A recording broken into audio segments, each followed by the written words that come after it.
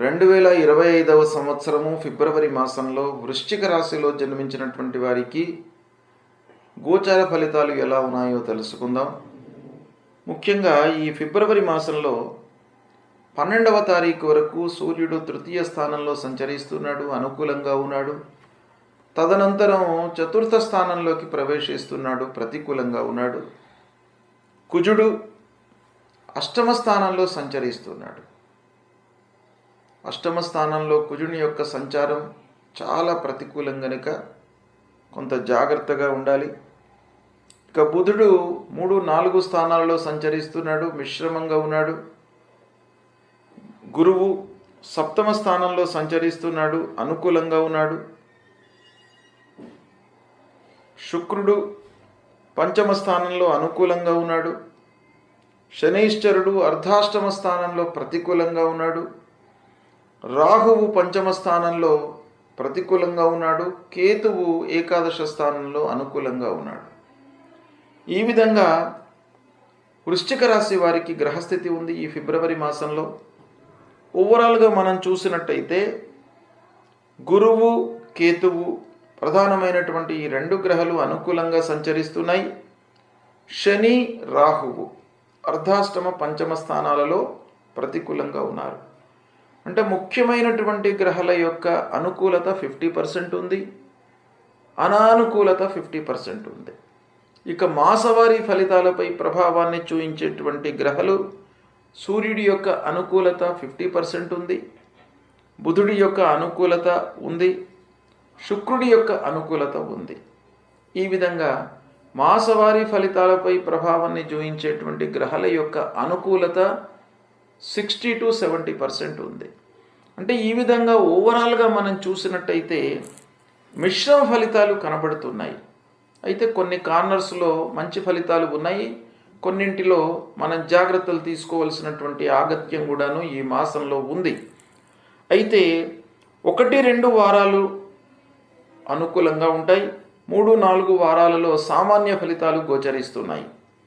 ఇక ప్రారంభించినటువంటి పనులలో కొంత ఆలస్యము కనబడుతుంది, ఆటంకాలు ఎదురవుతాయి. ఊహించకుండా ఏవో కారణాలతో పనులు నిలిచిపోవడము, లేదా వేరే వాళ్ళు మధ్యన వచ్చి ఆ పని విషయంలో ఆటంకాలు క్రియేట్ చేయడము, ఇలాంటివన్నీ కూడాను ఉండేటువంటి అవకాశాలు కనబడుతున్నాయి.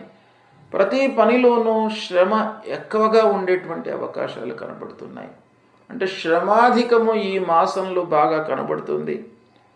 ఈ శ్రమ అధికంగా ఉండడం మూలకంగా మీకు మానసికమైనటువంటి ఒత్తిడికి గురి అయ్యేటువంటి అవకాశాలు ఉన్నాయి. ఊహించినటువంటి ఖర్చులు ముందుకు వస్తాయి. శని ప్రభావం బాగా ఉంది వృశ్చిక రాశి వారికి. అర్ధాష్టమ స్థానంలో ఉన్నాడు, బాధకాధిపతి 4వ స్థానంలో సంచరించడం మూలకంగా ఊహించని ఖర్చులు, అసౌకర్యానికి గురి అవుతారు. సంతోషం లేకపోవడము, ఏ పని చేసినప్పటికీ అసంతృప్తి అనేటువంటిది బాగా ఉండేటువంటి అవకాశాలు ఈ మాసంలో ఉన్నాయి. ఇక ప్రతి పనిని కూడాను వాయిదా వేసుకోవడమే ఉత్తమము అనేటువంటి ఒక నిర్ణయానికి వస్తారు మీరు. అంటే పనిని కొనసాగించడం మూలకంగా మీకు ఉపయోగం లేదు, లాభం లేదు కనుక దాన్ని వాయిదా వేసుకోవడం, పోస్ట్పోన్ చేసుకోవడం అనేటువంటిదే మంచిది అనే ఒక నిర్ణయానికి మీరు వచ్చే అవకాశాలు బాగా కనబడుతున్నాయి. ఇక వాహనముల మూలకంగా రిపేర్లు ముందుకు వస్తాయి. ఊహించరు కానీ తప్పకుండా రిపేర్ చేసుకోవాల్సినటువంటి స్థితి ఏర్పడుతుంది. భూముల విషయంలో తగాదాలు, గృహ నిర్మాణం లోపల ఇబ్బందులు, అనవసరమైనటువంటి మరమ్మతులు చేయవలసి రావడము, ఈ విధంగా మనకు ఖర్చులు పెరిగిపోయేటువంటి అవకాశాలు బాగా కనబడుతున్నాయి ఈ మాసంలో. కాబట్టి కొంత ఆలోచించి ఖర్చులను ఫస్ట్ మీరు నియంత్రించుకోవడం ఈ మాసంలో బాగా అవసరం. ఇక ఉద్యోగస్తులకు అధికారులతో సత్సంబంధాలు ఉంటాయి, వాళ్ళు మిమ్మల్ని గుర్తిస్తారు. అది ఒక కొండంత బలాన్ని ఇస్తుంది మీకు. భార్యాభర్తల మధ్యన సఖ్యత ఉంటుంది. ఇంటి వాతావరణం మీకు బాగా అనుకూలిస్తుంది. సాహిత్యంలో ఉన్నటువంటి వాళ్ళు, కళారంగంలో ఉన్నటువంటి వాళ్ళు, మీడియా రంగంలో ఉన్నటువంటి వాళ్ళు, సినీ ప్రముఖులకు, సినిమా ఫీల్డ్లో ఉన్నటువంటి వాళ్లకు, వీళ్ళందరికీ కూడాను ఈ మాసం బాగా కలిసి వస్తుంది. కొత్త అవకాశాలు వస్తాయి. అయితే ఆర్థికంగా మట్టుకు కొంత ప్రశ్నార్థకంగా ఉంటుంది. మీరు అనుకున్నంత మేర ఆర్థికమైనటువంటి చేయూతను మీరు పొందకపోవచ్చు ఈ మాసంలో. కానీ పనులు మటుకు వస్తాయి, కొత్త అవకాశాలు మటుకు వస్తాయి. అది ఒక మీకు సంతృప్తిని కలిగిస్తుంది. ఇక వ్యాపారస్తుల విషయం ఆలోచించినట్టయితే వ్యాపారం కొనసాగుతుంది, బాగానే కొనసాగుతుంది. క్రయ విక్రయాలలో ఇబ్బందులు ఉండవు. కోర్టు వ్యవహారాలు మీకు అనుకూలిస్తాయి. రాజకీయ నాయకులకు కొంత అనుకూలత, కొన్ని విషయాల్లో ప్రతికూలత గోచరిస్తుంది. ఓవరాల్గా అధినాయకుల యొక్క అనుగ్రహం మీకు బాగా ఉంటుంది కాబట్టి రాజకీయ నాయకులకు ఈ మాసంలో ఇబ్బంది లేదు. ఇక పారిశ్రామికవేత్తలు, ఉత్పాదన రంగంలో కొంత ఇబ్బందులు ఎదుర్కొనేటువంటి అవకాశాలు ఉన్నాయి. అంటే ప్రోడక్ట్స్ ఏవైతే వస్తాయో ఆ సమయం లోపల మీకు మిషనరీల మూలకంగా, పనివారి మూలకంగా ఇబ్బందులు కలిగేటువంటి అవకాశాలు కనబడుతున్నాయి. కనుక కొంత జాగ్రత్తగా నిర్ణయాలు తీసుకోవాలి. తరచుగా మిషనరీ రిపేర్ల మూలకంగా ఇబ్బంది పడతారు. అది ప్రోడక్ట్ పైన ఎఫెక్ట్ చూపిస్తుంది. ఇక ఆర్థిక భారము తద్వారా పెరిగిపోయేటువంటి అవకాశాలు కూడాను బాగా గోచరిస్తున్నాయి. పని భారం పెరుగుతుంది. ఆరోగ్యాన్ని నిర్లక్ష్యం చేస్తారు. ఈ మాసంలో ముఖ్యంగా మీరు ఆరోగ్యానికి ప్రథమ ప్రాధాన్యత ఇవ్వాలి. సంతోషానికి, ఆనందానికి, వీటికి ప్రాధాన్యత ఇచ్చే ముందు ఆరోగ్యం పైన కూడాను మనసు నిలపండి. ఇక్కడ మనం ఎప్పుడైతే ఆనందానికి ప్రాధాన్యత ఇస్తామో, సుఖానికి ప్రాధాన్యత ఇస్తామో, అప్పుడు ఇమ్మీడియట్గా మనకు ఆరోగ్యం మీద ఎఫెక్ట్ చూపించేటువంటి అవకాశాలు ఉంటాయి. రోగ భయం అనేటువంటిది మనను వెంటాడుతుంది ఈ మాసంలో.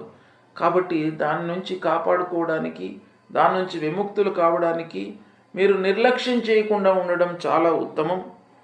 ఇకపోతే ఆలోచనలకు మీరు కొంత కట్టడి చేసుకోవడం చాలా మంచిది. అనవసరమైనటువంటి ఆలోచనల మూలకంగా కొంత నిర్వీర్యమైపోయేటువంటి అవకాశాలు ఉన్నాయి. కనుక అనవసరమైనటువంటి ఆలోచనలు దగ్గరికి రాకుండా కేవలము ఆలోచననే ఉన్నట్టయితే మీ లోపల భయం పెరుగుతుంది. కాబట్టి ఆలోచించండి. పనులు చేసే ముందు తప్పకుండా ఆలోచించండి. కానీ ఆ పనులను ఇమ్మీడియట్గా మీరు నిర్వర్తించాలి. ఈ భయము ఇవన్నీ కూడాను కలిగేటువంటి అవకాశాలు ఈ మాసంలో ఎక్కువగా కనబడుతున్నాయి. తగాదాలకు, మధ్యవర్తిత్వాలకు దూరంగా ఉండండి ఈ మాసంలో. ఎక్కడైనా కూడా కలహాలు జరుగుతుంటే మీరు వెళ్ళి మధ్యవర్తిత్వం వహించినట్టయితే ఆ కలహము మీ వైపుకు డైవర్ట్ అవుతుంది. మీరు మళ్ళీ ఇబ్బందులలో పడతారు. కనుక వాటి నుంచి మీరు దూరంగా ఉండండి. సహనానికి ప్రాధాన్యత ఇవ్వండి. పూర్వం పెట్టినటువంటి పెట్టుబడులకు ప్రతిఫలాలు కొన్ని ఈ మాసంలో లభించేటువంటి అవకాశాలు ఉన్నాయి.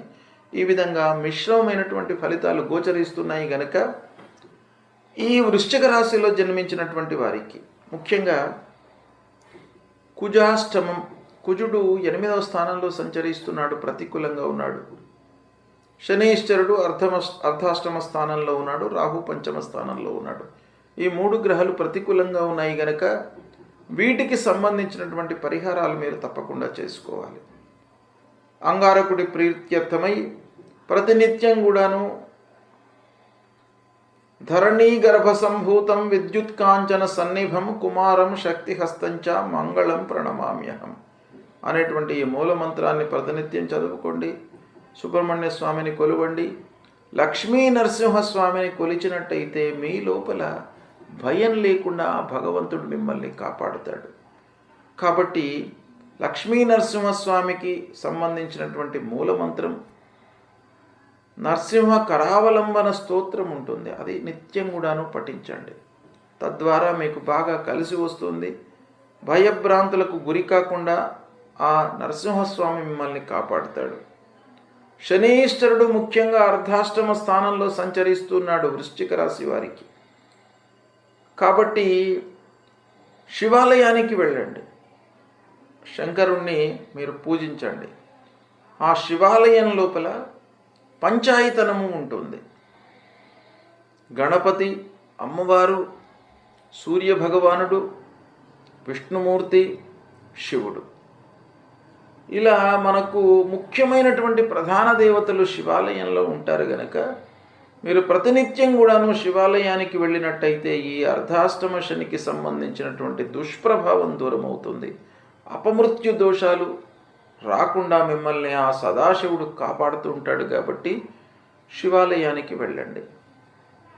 ఇక రాహు పంచమ స్థానంలో ఉన్నాడు. ముఖ్యంగా విద్యార్థులకు జాఢ్యము రాకుండా ఉండడానికి, అశ్రద్ధ కలగకుండా ఉండడానికి అమ్మవారిని పూజించండి. అమ్మవారి దేవాలయానికి వెళ్ళండి.